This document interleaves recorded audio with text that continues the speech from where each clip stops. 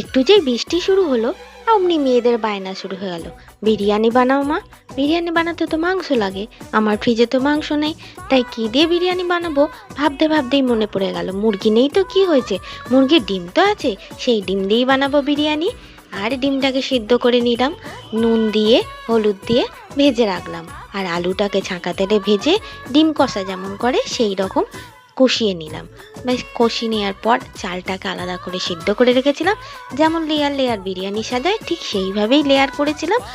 একটা বাটিতে দুধ গুলে ও তাতে একটু কেশর রং আর কেওড়ার জল, গোলাপ জল আর মিঠা আতর দিয়ে মিশিয়ে রেখেছিলাম, সেওটা ছড়িয়ে দিলাম, সেন্ট হয়ে যাবে বিরিয়ানি। এবার দেখো তো কিরম হয়েছে কড়াইতে আমার বিরিয়ানি, ঝটপট হয়ে গেছে এই কড়াই বিরিয়ানি। আর বিরিয়ানিটা কিরম ঝরঝরেও হয়েছে আর খেতেও খুব টেস্টি হয়েছিল, মেয়েরা বলল। দেখতে কিরম হয়েছে তোমরা জানাও, ভালো লাগলে ভিডিওটা লাইক কমেন্ট শেয়ার করে দিও। তাহলে আজ এখন আমি আসি, টাটা।